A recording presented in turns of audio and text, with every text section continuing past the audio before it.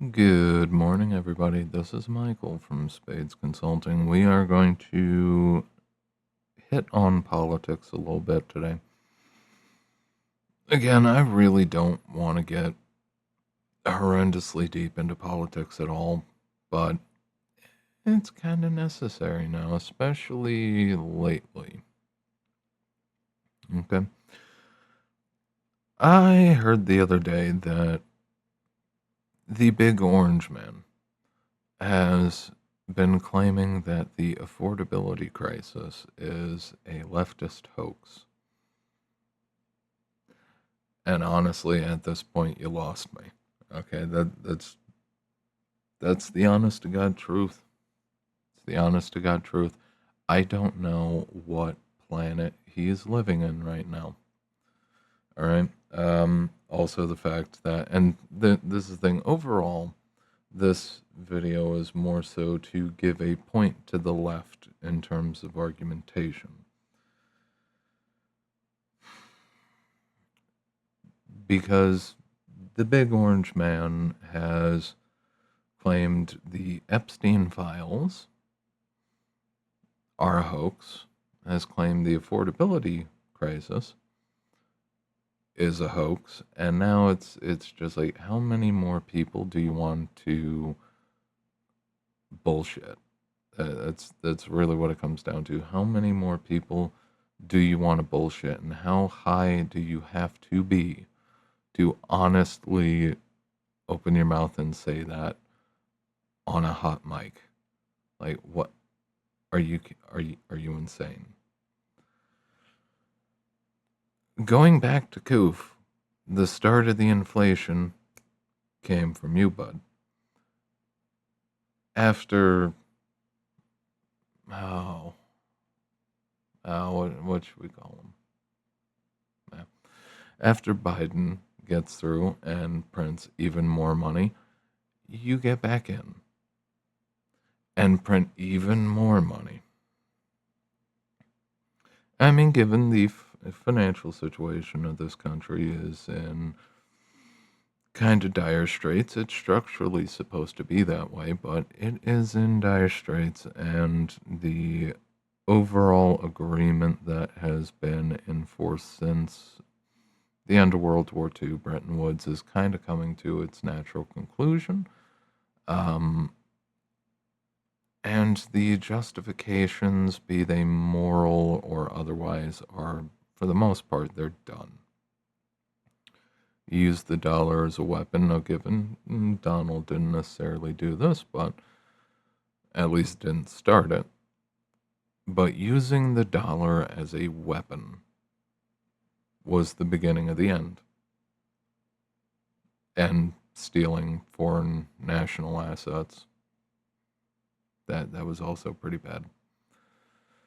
Regardless, Big Orange Man has screwed over the farmers, has screwed over most of the people who wanted to see any kind of justice after the Epstein files and the revelation about what was going on that island. And is now just blatantly pretending as if the economy is fantastic. Now, a certain amount of this is marketing and advertising. That is a given. What is the best way to get people to believe that things are going well? Is to continually gaslight them into things are going well, and then hopefully, if enough people actually believe it, you repeat the same lie over and over again, and it becomes truth. Those of you who pay attention know where that's from. But we're getting to levels in this country, like, it's neither the left nor the right, ideologically, can fix this country. In terms of the financial situation, the political situation, the overall, strip the financialization out of it, the overall economic situation, neither side is equipped to actually handle these problems. And they're deep. They're deep. I was saying towards the end of COVID when most people gave up on the masks and everything else that, if we started today, it would take 10 to 15 years to fix the supply chains and get everything back to where it was. Add tariffs and an attempt to reshore industrial manufacturing and all the geopolitical tension, and it's just like that counter just consistently resets. It's going back to zero. Like, all right, 20 more years, 20 more. It's stuck in an infinite loop.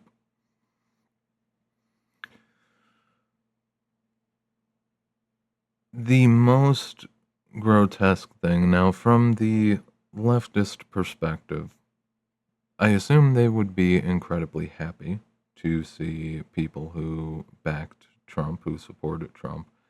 Uh, I suppose the left would be quite happy to see them suffer. All right, in whichever failing of the economy it would be from.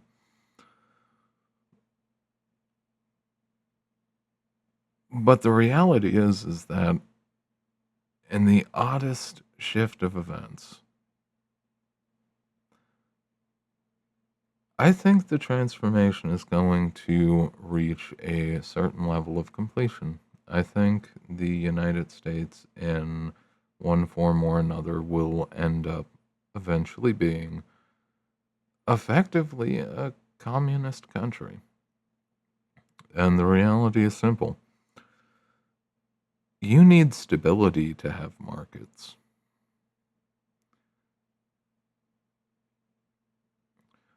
With the inability to handle the issues from either side of the political spectrum, their inability to handle the issues of this country in their totality says more than enough. They're not going to be able to patch this thing up. They're not going to be able to get things working again.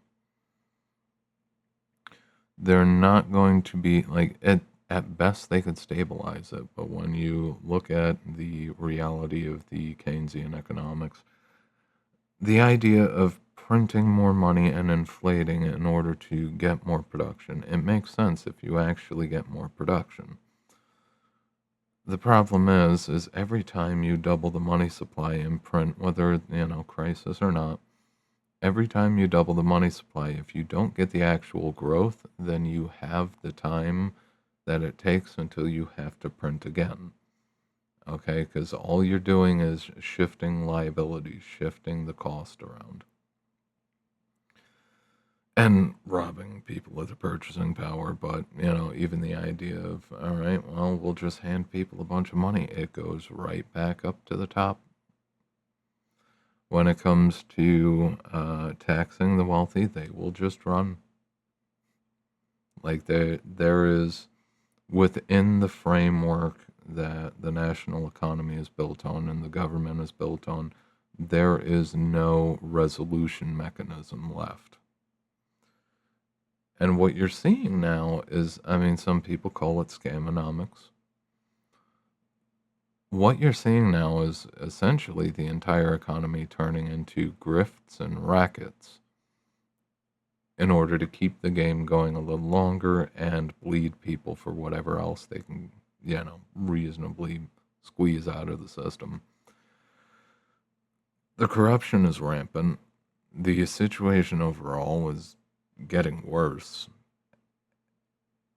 And honestly, at least from my own perspective, I can't give Donald a gold star. Situation is pretty rough. Affordability is still a problem. Now, rents, admittedly, are beginning to come down. Other increased prices are beginning to come down, but you still also have to think about something simple as insurance costs, whether it's for cars or houses. The insurance companies are screwed. The inflation has helped them quite a lot on the stock side of things, on the equities market. But the equities aren't even keeping up with the speed of the inflation on the ground, and everybody just wants to ignore it, and it's reasonable. That'll be the second subject we talk about today. I honestly have to give a point to the left. Sitting back and just watching the chaos happen is actually a pretty solid strategy. You know, all the people who went out there voted for Trump, who are now realizing that he's not going to be what anybody expected. But I don't think it's actually going to help them as much. I think what we're going to see is on the federal level, maybe even on the state level too, the relevance of these higher levels of government are going to vaporize as the situation on the ground gets worse for normal people. And the problems at the bottom of the wealth ladder are going to be made apparent to the middle and the upper rungs. Eventually, the people at the bottom of the structure are going to get squeezed so tightly that they are going to get restitution from the top and from the middle by whatever means they come up with. So things are going to be incredibly unstable. And, you know, the attacks on the welfare state.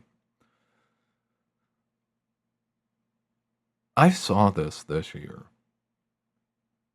and I expect to see it next year and the year after. I expect to see it into perpetuity now.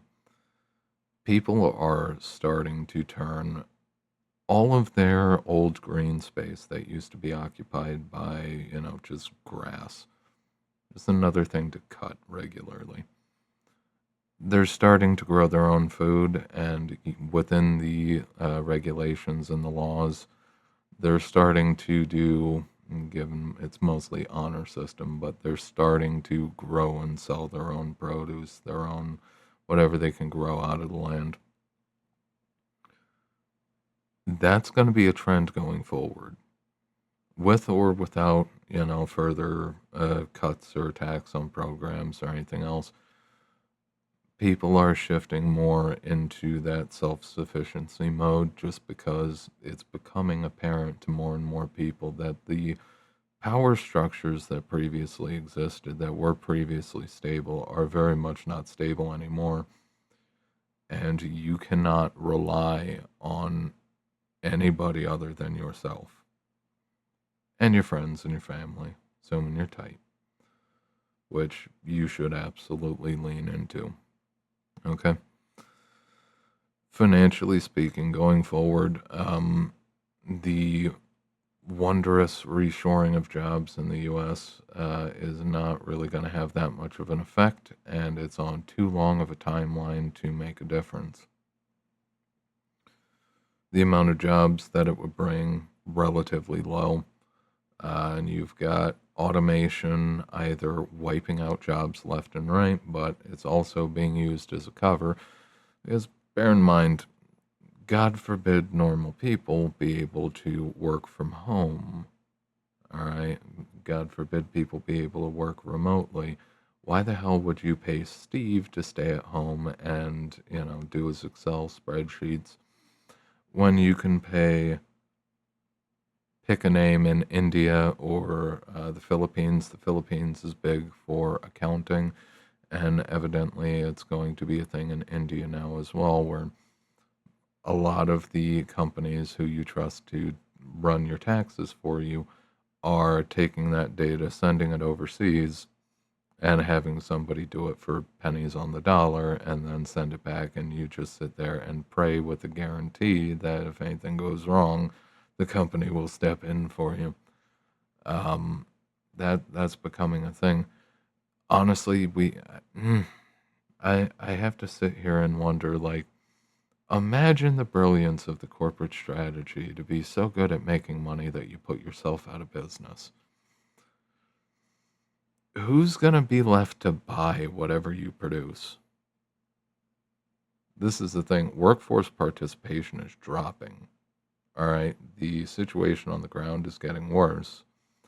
More people are starting to shift into the paper economy, to the maybe barely on board, but starting to slip below board. It's a legitimate thing. It's like, who's going to be left to buy your products if you outsource literally all of the jobs? Because honestly, that's what the majority of AI is doing. It's not necessarily companies trusting AI to replace workers.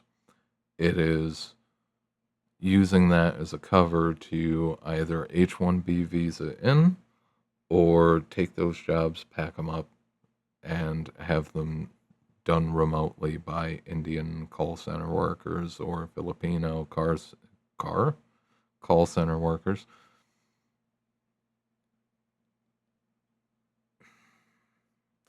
It is a thing. I know that in terms of the human value system, the idea of universal basic income is largely considered a joke. But I'm going to take a page out of Roman history, and honestly, we're probably going that direction. We are going to have, in one form or another, or various forms, essentially a universal basic income, some form of welfare state. Because it's the only way that you're going to be able to keep the peace while the situation, to stop the situation ideally from devolving any farther than it has. It is kind of my job to know what the future holds and to be entirely honest.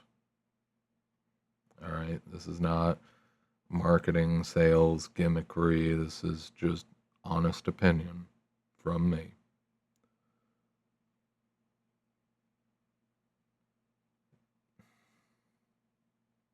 Stay strapped. Totally and honestly, stay strapped.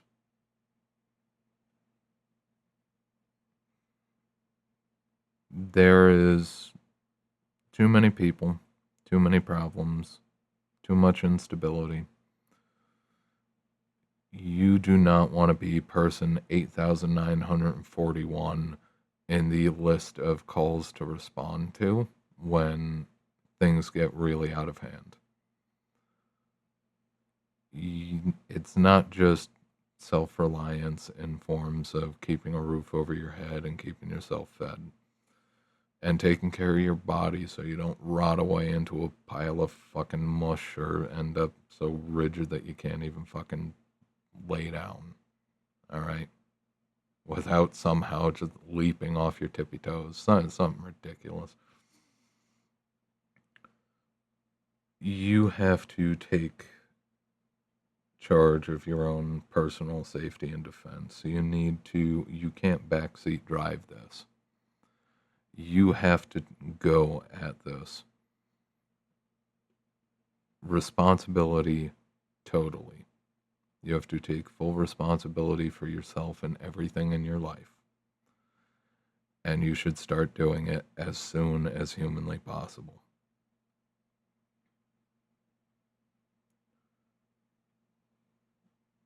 Trump can't fix this.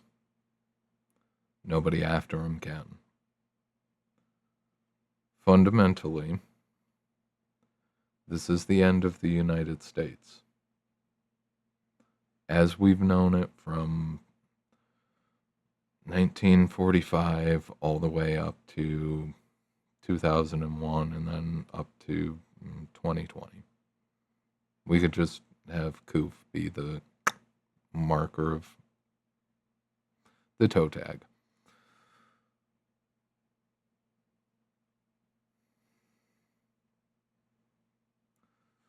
Get your shit in order. All right, and this does not mean be ultra paranoid and constantly watching yet. What this means is we have to continue to do our thing, work our jobs, keep up with the basics of everyday life.